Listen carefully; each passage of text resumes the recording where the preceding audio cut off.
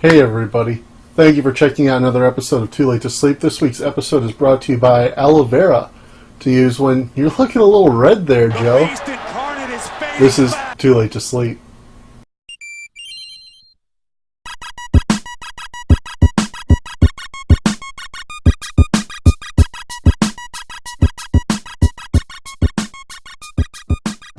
Alright, so we got a lot going on this weekend, so we're going to cover a couple things real quick, get them out of the way, and then we'll get into what's coming up.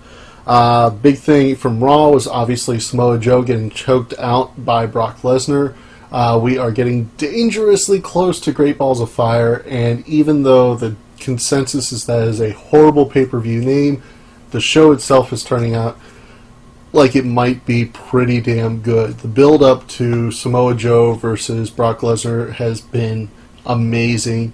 I don't think most people believe that Samoa Joe has a chance of actually beating Brock, but WWE is doing everything they can to give us that idea.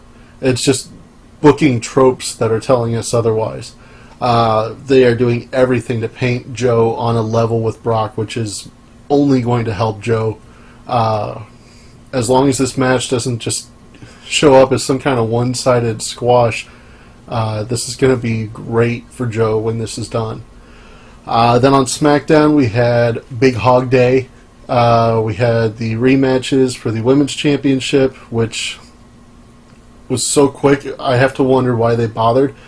Lana came out looking a lot worse for it. She hit her finisher, Naomi kicked out, and then she immediately got pinned. It was awful. It was damaging to her. I don't know why they would have gone with that. It made no sense. Now, the actual Money in the Bank ladder match that they redid was very good.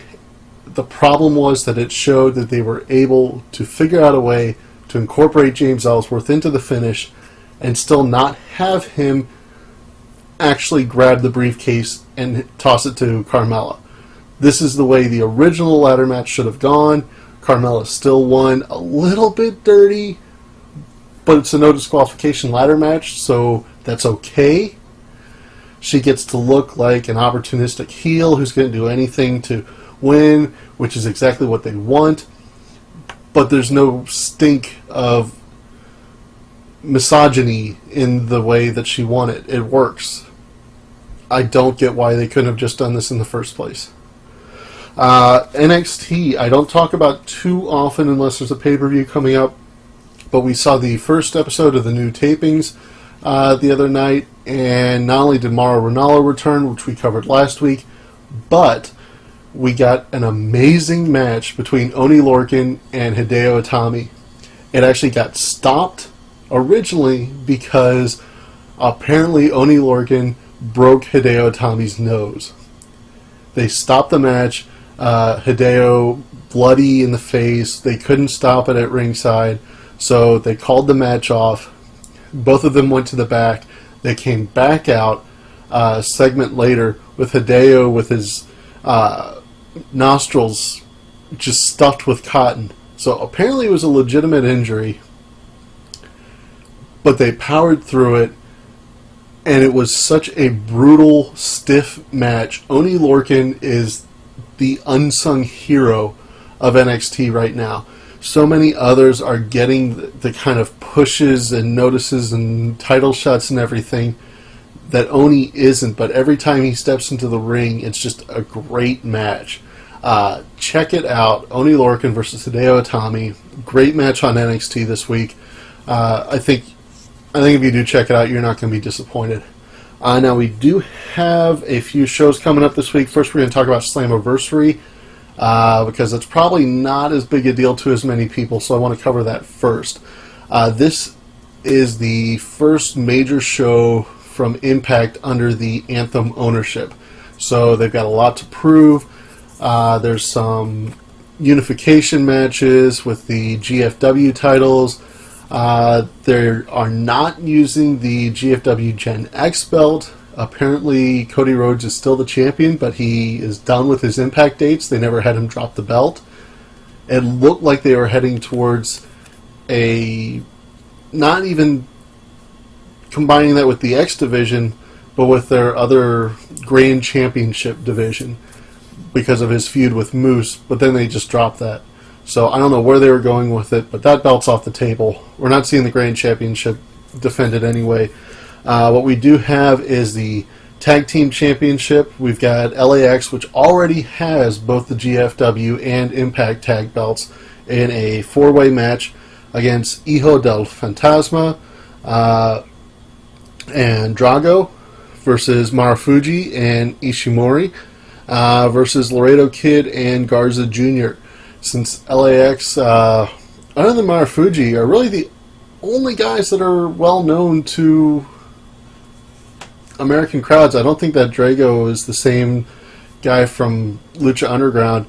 Marufuji is a name in Japan, but he's kind of past his due. So I think LAX is going to run away with that one. Then you got Sanjay Dutt versus Low Key in the X Division title match, 2 out of 3 falls. They've had a couple good matches. Low Key is far from my favorite. He's another guy that is stiff, but unlike Oney Lorcan, he seems to have a much higher ratio of injuries to other people. He seems a little bit less safe with his stiffness.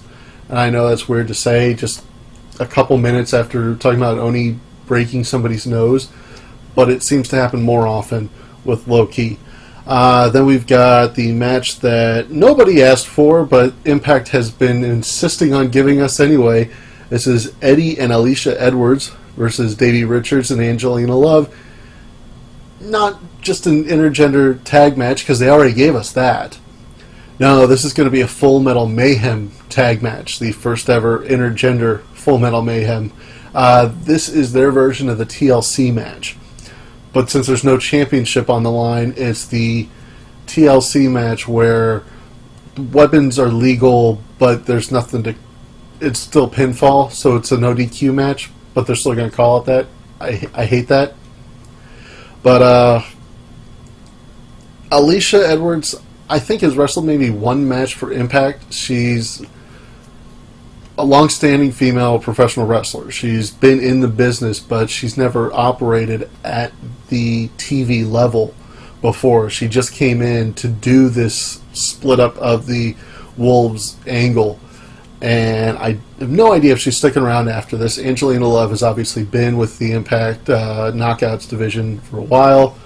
I gotta say, I think Eddie and Alicia are going to end up winning this just because Eddie's got kind of a bright future, and if they have him lose to Davey, that doesn't help him any. I think Davey can rebound from a loss as the heel a little bit better than Eddie can. Next, we've got Moose Moose and D'Angelo Williams versus Chris Adonis and Eli Drake. We have not seen how Impact will handle celebrity involvement under Anthem. So this is going to be interesting. The old Impact would probably not just have had Moose and D'Angelo Williams win, but then they would have won the Tag Team Championship in the next night. I don't think they're going to go that far, but I cannot see D'Angelo Williams coming in to be involved with this without winning. I think it's going to hurt Chris Adonis especially. I think Eli Drake can bounce back a little bit better because of his ability on the microphone. But they took Tyrus away from Eli and gave him Chris Adonis. And I like Chris Adonis. You might remember him as as the Masterpiece, Chris Masters. He was a good wrestler, but never a great one. Even when he came back and he got better, and he got fired not long before CM Punk to his Summer of Punk thing, and he called out John Laurinaitis for firing him. Yeah, he had improved, but not that much. Then you've got Rosemary versus Sienna in a unification match for the Women's Championships. Rosemary has the Impact belt. Sienna has the GFW belt. They didn't even leave the belt on the GFW representative. Seems to be kind of a running theme here with these GFW belts that kind of tells us that the GFW titles are not as important. I cannot see the faces winning too many of these matches, so I think Sienna is going to win. It's going to be dirty. I think Rosemary is probably going to try and be aided by Ali, but it's going to backfire. And the story is going to be those two trying to remain friends afterwards. But I think that Sienna benefits from the belt more than Rosemary does, just because Rosemary is such a great character she can afford to lose. Then you got EC3 versus James Storm in the strap match. This could go either way. Both of them have proven themselves to Impact. They're top draws. Either one of them could lose and still be a credible main eventer the next day. It's going to be a hell of a match. It's going to be a brutal match. We've seen that James Storm has been willing to just allow EC3 to beat the crap out of him with a strap. And I think when push comes to shove on this actual match, we're going to see the same from EC3. I think this is going to be one of the most brutal, painful-looking matches in mainstream wrestling in a long time. I couldn't tell you with a gun in my head who's going to win it. We got Jeremy Borash and Joseph Park, also known as Abyss. This is his gimmick of not knowing that he actually is the guy he claims is his brother. He says he's Abyss's brother, but everybody knows they're the same guy. This is Jeremy Borash and Joseph Park versus Josh Matthews and Scott Steiner. Scott Steiner is back. About 10 years past his prime, maybe 15. But still in great shape, still in fantastic shape. He came back to do some promotion for this, and he still looks like a monster. Not quite to the level that Abyss does. They've kind of teased that Abyss could come out during this match. They showed Joseph Park with his signature weapon, Janus, the 2x4 with nails shoved through it. So it's going to be interesting to see if Steiner is willing to blade in this match, if he's willing to do any kind of crazy bumps. We know Joseph Park will. He's gone through barbed wire, he's gone beds of nails, thumbtacks, all that kind of stuff. He's done all kinds of crazy bumps. I don't think Steiner is quite as willing to put himself through all that. It'd be interesting to see if Josh Matthews does. I think in the end Borash and Park have to win this, because with it being a commentator feud, which nobody wanted in the first place, you have to have the face win, or else you end up with Michael Cole winning at WrestleMania, and I don't think anybody thinks that was the right way to go with that. Then the final match, we've got Lashley with King Mo in his corner, representing the Impact Championship, and a unification match against Alberto El Patron with the GFW Championship, with Dos Caras in his corner. That is his father, supposedly a legend in Mexican wrestling. I hadn't heard of him until Alberto Del Rio showed up in WWE and they were trying to explain who he was. But yeah, they're both going to have people in their corner, so King Mo is going to get involved, Dos Caras is going to get involved. Dos Caras is probably going to beat up King Mo, which is going to look ridiculous. Even as bad as King Mo is, just with Dos Caras has to be 60 or 70, and I'm fully expecting him to get beat up by an old man. It's going to be weird, but I do think Lashley's going to come out on top. El Patron has kind of been flaky lately. I don't think he's dependable, and I don't think that they're going to put the belt on him without knowing that he's really at that level where he can carry the company. Lashley, say what you will, he has shown himself to be an Impact guy. He's represented the company really well for the past couple of years now, and he's never going to be my favorite wrestler, but he's doing a hell of a job. The other big shows that we have this weekend, very hotly anticipated. We're going to end on this. This is New Japan Pro Wrestling's G1 special in the United States. This is where they are launching their new United States Heavyweight Championship. That is under the IWGP banner.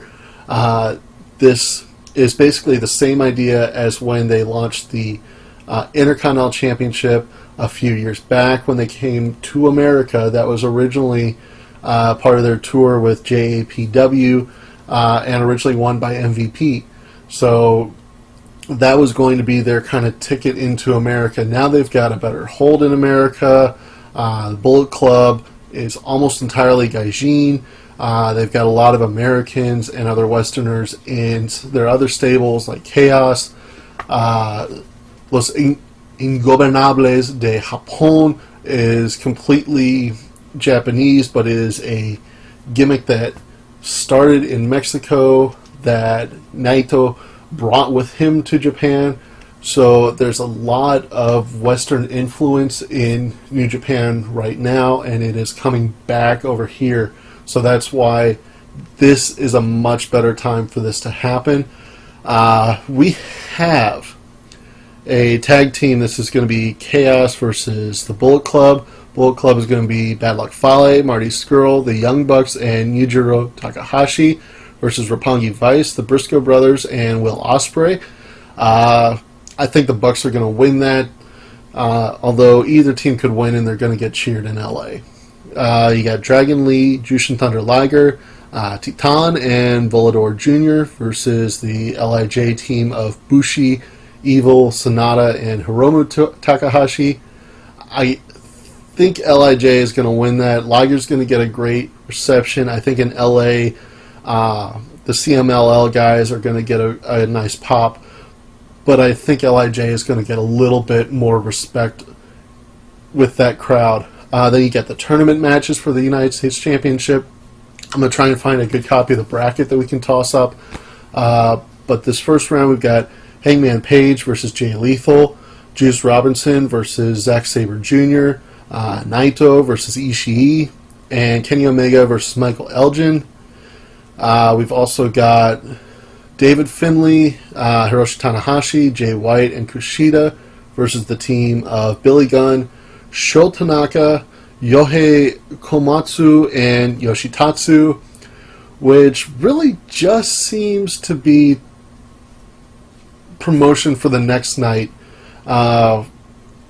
It doesn't matter who wins that because the big match is the next night between Tanahashi and Billy Gunn. Then you've got Guerrillas of Destiny versus War Machine in a rematch for the Tag Championship. I got to think that GOD is going to hang on to them. War Machine is going to be working a lot more in LA. They debuted at PWG a few shows back. They got a great reception. I don't think they need the belts. I think their future is going to be more in America than it is Japan, whereas GOD is going to be working Japan for quite a while. And then the main event of that show is going to be Cody versus Okada. Cody Rhodes cannot become the IWGP Heavyweight Champion. It cannot happen. So day 2, we've got the semifinals and finals of that tournament. That is impossible to guess just because it's all going to depend on what happens day 1. I don't think they're going to put the belt on Omega just because the real draw with him is becoming the IWGP Heavyweight Champion. With him being in the G1, they've already announced the schedule. So on the very last night is going to be his second rematch against Okada, non-title because it's part of the tournament, and 30-minute limit, which is shorter time than either of their prior 2 matches have gone. So there's a very real chance it's going to go to a draw. But if he is able to win that, then he has a very clear claim to the number 1 contendership, whether he wins the G1 or not. And they had to have put that on the last night for that reason. Looking at who they have, Jay Lethal I don't think is spending enough time in Japan to justify giving him the belt. Michael Elgin is a very strong contender for it. Hangman Page, if they are ready to push him to the next level, which I don't know if they are, but if they put him on that championship, then that is a sign that they really have a lot of trust in him, and they are going to be putting him in a better spotlight. He's been showing up more and being the elite lately. I think he's kind of trying to work himself into that little secondary group of the Bullet Club that has expanded, that now Cody seems to be part of, Marty Scurll seems to be part of, where it used to just be the 3 members of the Elite, and then the rest of the Bullet Club. We're now seeing this little core group of the guys that work America more often kind of getting a little bit chummier, which I think is best for the Bullet Club and is a good sign for Paige. The other matches we have, Bucks versus Roppongi Vice. Roppongi Vice trying to get the IWGP Junior Heavyweight Tag Belts back. I don't think that the Bucks want them just to lose them this quick. And as popular as Roppongi Vice is, they are never going to get a better cheer in Southern California than the Young Bucks. You've got the Intercontinental Championship, Tanahashi versus Billy Gunn. I would love to be proven wrong, because I will laugh my ass off if I am, but there is no way in hell Billy Gunn beats Tanahashi for the IWGP Intercontinental Championship. Prove me wrong. I am begging you, New Japan. Please prove me wrong. Show me that happens. But you won't. Anyway, that is all I have for you this weekend. Please let me know what you are excited about for the weekend in the comments below or at the Reddit Country Club thread for this show. Hit the like, hit the subscribe. You know the deal. I love you, Trampions. As always, cheers. Steve is a dead man walking, because when Austin 316 meets Pillman, oh my God,